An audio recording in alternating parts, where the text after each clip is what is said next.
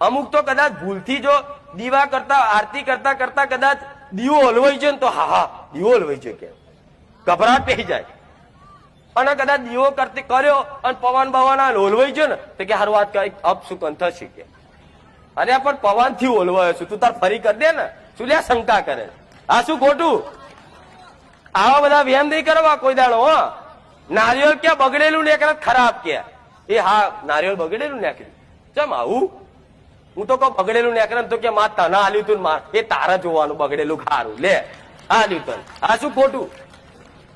હું તો કહું બગડેલું નીકળે આપણે બીજું લાવી દો લે માં બીજું લે બગડેલું નીકળે તો ત્રીજું લાવી દો પણ એક તો સારું ના કરશે ને માતાને લેવું જ પડશે. નકારા કરતી હોય કે નહીં લેવું તો લેવું પડશે.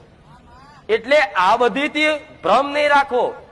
કદાચ કોઈ મઢ આ તો બધા મઢ સાફ કરવો હોય ને તોય બીક લાગે. માતાનો મઢ મૂર્તિ હોય એને સાફ કરીને ઉતારવો હોય ને તોય બીક લાગે કે હારું માતાને રજા લેવી પડશે. અરે માતાનો મઢ છે એને સાફ કરવા માટે એની રજા લેવાની થાય. એના ટોક માં તારો મઢ સાફ કરું છું ઘડીક માં તને નીચે મૂકું પાટલી પર મૂકું માફ કરજે બસ પણ મઢ સાફ કરી દો માં બહુ ધૂળ બાવા ચોટી ગયા છે. તો તમારી માં એ ઘડીકમાં નારિયેળમાં બેઠી હોય તો ઘડીક આગી પાછી થઈ જાય અને તમે નારિયેળ બારિયેળ નીચે મેલો કે પાટલી પર મૂકી નહીં તે મઢ બળ સાફ કરી.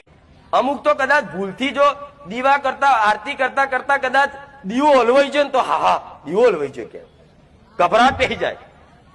અને કદાચ દીવો કરતી કર્યો અને પવન બવન હલવાઈ ગયો ને તો કે હારું વાત કઈ અપશુકન થશે કે અરે પણ પવન થી ઓલવાયો છું તું તાર ફરી કરી દે ને શું લે શંકા કરે આ શું ખોટું. આવા બધા વ્યાયામ નહીં કરવા કોઈ દાડો. નારિયેળ ક્યાં બગડેલું નીકળે ખરાબ કે એ હા નારિયેળ બગડેલું નીકળ્યું ચમ આવું. હું તો કહું બગડેલું નીકળે તો કે માં તને આલ્યું તું માર એ તારા જોવાનું બગડેલું ખારું લે આલ્યું તને આ શું ખોટું. હું તો કહું બગડેલું નીકળે આપણે બીજું લાવી દો લે માં બીજું લે બગડેલું નીકળે તો ત્રીજું લાવી દો પણ એક તો સારું ના કરશે.